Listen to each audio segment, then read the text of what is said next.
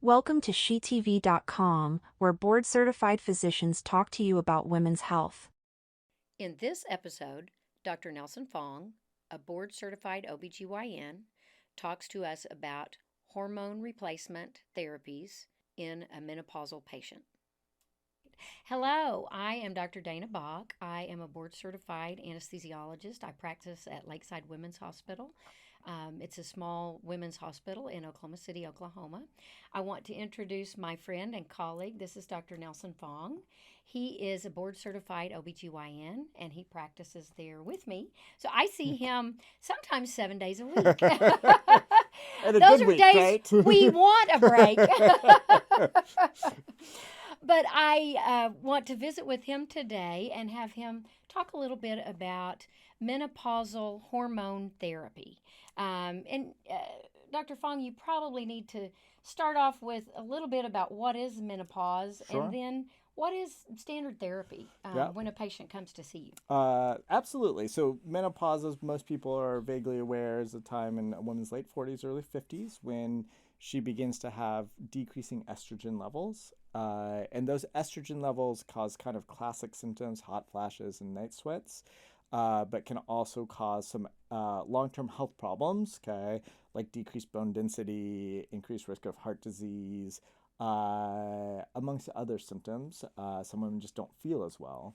Hormone replacement therapy has been around for a long time. Okay, we previously chatted a little bit about all of the things that can happen to a woman, and I think what's most important and what we've learned over the last 30 to 40 years, every woman is different. Okay, some women will find that hormone replacement therapy is the right thing for them. Okay, other people will find that hormonal alternatives are the right thing for them. Okay. And other women will say, I'm really fine. Like, I understand why this is happening to me. Like, I feel okay. This is a natural part of aging. I think talking to your doctor and figuring out what the best option is for you and what fits best with your risk profile and your current symptoms is probably the most important thing of all, because we all go through life very differently, but ultimately we want to live our best lives, even the second half of our lives. We You want it to be bet. the best You that bet. it can be. When our kids are Yeah, grown exactly. and out of the house, yes, It's that's the when we best want that to if enjoy we're all life. ready for it. So tell me, what is Hormone. there may not be a standard Sure. replacement, but where would you start? So I think one of the easiest ways to think about this is going back is a historical timeline. Okay. And so two things that I have to make clear or one thing that I really need to make clear from the very beginning. Okay. When we talk about traditional hormone replacement therapy, okay, there are two arms of hormone replacement therapy, or two different groups of women when we think about hormone replacement therapy. So one is a group of women who no longer have a uterus, okay, and either because they've had a hysterectomy or something else happened, okay, and those women we only recommend estrogen therapy alone, okay. And we've called that different things through the time. Most commonly, we call it estrogen therapy now. Okay. We used to call it estrogen replacement therapy. It's had a few different names. Okay. The second group is for women who still have a uterus. Okay. In that group, you really need you need estrogen and progesterone as Okay. well. Okay. Now you will hear me use the word progestin. Okay, which implies a synthetic progesterone. Okay, which is perfectly safe. Okay. Those women, you really have to have progesterone in some form to make sure that you don't get what we call endometrial cancer, which is a cancer of the uterus. Okay. All right. So kind of in now, people who are on estrogen and progesterone, we've called that a couple different things. We've called it most currently the terminology is estrogen progesterone therapy. We've also called it combination therapy because it's estrogen and progesterone. I've heard that Yeah, more. we've Okay. so two different arms: estrogen alone, estrogen and progesterone, which I'll probably call combination therapy. Okay. Okay. Uh, Historically, okay, back when our mothers were going through menopause, okay, prior to the early '90s, everyone should what the thought process was that everyone should be on hormone replacement therapy. Okay, Right. we know that menopause causes a lot of problems in terms of heart disease, bone density, and in the long term can really cause some problems. Plus, it is uncomfortable for quite a few women, and we have known from long-term studies that those can affect the quality of your life and your longevity. Okay, we also know, okay, that starting hormone replacement therapy helps prevent a lot of those changes. Okay, so hormone replacement therapy, that 5% of bone density loss for the first 5 years we talked about, it stops or slows that down. Okay. We know that it prevents a dyslipidemia. Okay, so if we start hormone replacement therapy on you at the right time, you don't get cholesterol problems. Okay, we know that it prevents new abdominal fat deposition. Okay, so someone as they go through menopause, they'll notice a weight gain. Unnervingly so. Okay, they often find that all of a sudden they're gaining weights like their significant others or their husbands. Okay, they get a beer gut. A beer Okay, gut, a beer so belly. they get a beer belly, and Nobody wants that. they don't want a beer belly. Okay. We also know that for the women that notice menopause, okay, and they have a decreased sense of well-being, they feel better on estrogen, and that's a really hard thing to tease out, right? Like there's a lot of things that don't make you feel good, but to the best available of our studies, we know that if we start you on hormone replacement therapy, a lot of women feel better. We know that it is probably still the best treatment we have for hot flashes and night sweats. Okay, best thing that we have for vaginal dryness as well. Okay, so it helps with a ton of things. Okay, way back in the 80s, at the time, we most commonly used Premarin, which is a synthetic estrogen, and in the combination arm, we use something called Prempro, which is Premarin plus progesterone. Okay. Okay.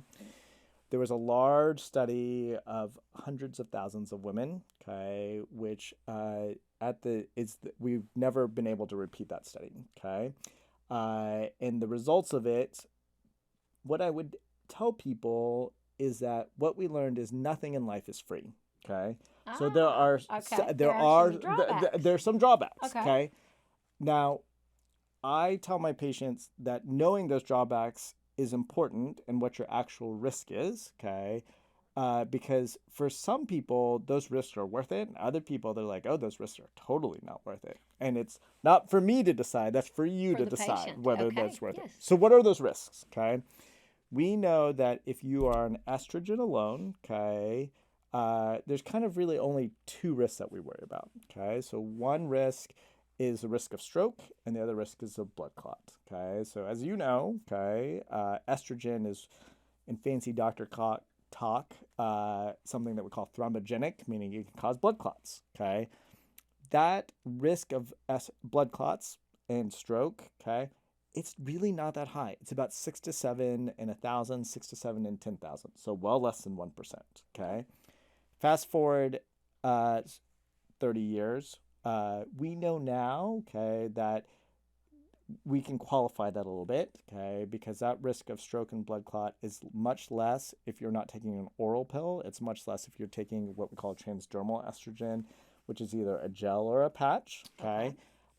We also know that if you start estrogen at the right time, okay, so if you start estrogen at the time between when you're fairly menopausal, okay, newly menopausal, meaning you're in your early 50s, late 40s, it's been within a couple of years since your last period, it's reasonable to start estrogen at that point because your risk of blood clot and stroke is probably not that high. Way back in the 80s, 70s, it was common if a woman was in her late 60s, we'd be like, oh, you should be on estrogen. And start it late. And start it then, and start it late. So women who are that far out now, we really don't recommend it. We think if you're without estrogen for years and years, your body goes permanent and irreversible changes, and reintroducing estrogen at a later date is dangerous, okay? The American College of OB-GYNs just reaffirmed that it is reasonable to start someone on hormone replacement therapy if they're younger than 60 and to continue it on.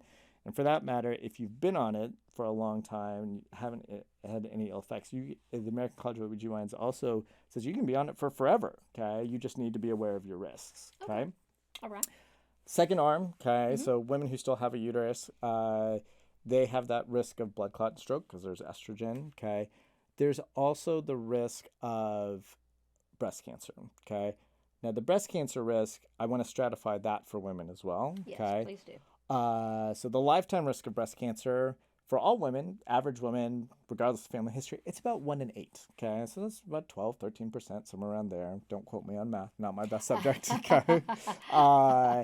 And now your additional risk from combination hormone replacement therapy is really not that much more. So it's about 6 to 7 in 1,000, 6 to 7 in 10,000. So what I tell my patients, if your lifetime risk of breast cancer is this much, okay, you're increasing, but maybe this much. That breast cancer risk, though, okay, it is what scared almost everyone off of hormone replacement therapy. So in the 90s, we took tons of people's off. Okay. Everyone came off. Everyone was scared. Everyone talks about cancer risk. And that's the number one scare that almost everyone has. Again, I would tell you, yes, these are real numbers. Okay, you are at slightly more increased risk of breast cancer. You are at slightly more increased risk of blood clot and stroke. Okay, they're relatively small compared to the benefits that you get from them. But that doesn't mean you have to be on them. Okay, it's really an individual choice. Okay, so we've kind of gone from everyone should be on hormone replacement therapy, and the pendulum was like everyone should be off. Okay. And now we're kind of somewhere in the middle, okay? Yeah, like okay. if you're having symptoms, very reasonable to take, okay? There's definitely benefit for it. How long you want to take it is individualized, okay? Some women stay on it for years and years. Some women don't, okay? Some women take it for a few years and they find they're like, I don't really need this, okay? There are a wide variety of ways to administer estrogen, okay? You can take it orally. You can do it, and you can do it as a patch. Okay, you can do it as a gel. There are local administrations as well. Okay, now the first two, or the things that I just mentioned. Okay, they will help with bone density. They will help with heart health. They will help with your sense of well-being, because your whole body sees it. Okay, if on the other hand you're just like, I really only have vaginal dryness, like, is there something that will help me? Vaginal estrogen, perfectly fine. That comes in a tablet form, that comes in a ring form, and it comes in a gel form. Those are, you can almost think of it as lotion, okay? It helps thicken the skin and makes things much better in that way. So a wide variety of options. But that would not help your whole body. That would not help your whole body. That's the only that's the only treatment drawback. that would not help Correct. the rest of your body. Yep, Okay. absolutely. What else? You've given us a whole lot of good things about hormone replacement. So I think also, the drive home point, or in summary of all of this, okay, I think hormone replacement therapy has its place for a lot of women. If you decide that you want to do it, I think that's a great choice and a relatively safe choice as long as you are close to menopause or around menopause age, maybe less than 60. Choosing which one is right for you is a conversation to have with your doctor. I think that figuring out what your risk tolerance is also super important. Okay. Well, thank you very much. Hopefully, you and the audience have learned a lot of wonderful things from what Dr. Fong has presented today. I certainly have. So thank you for being with us today. Thank you for having me. Bye. Thank you for watching SheTV.com, where board-certified physicians talk to you about women's health.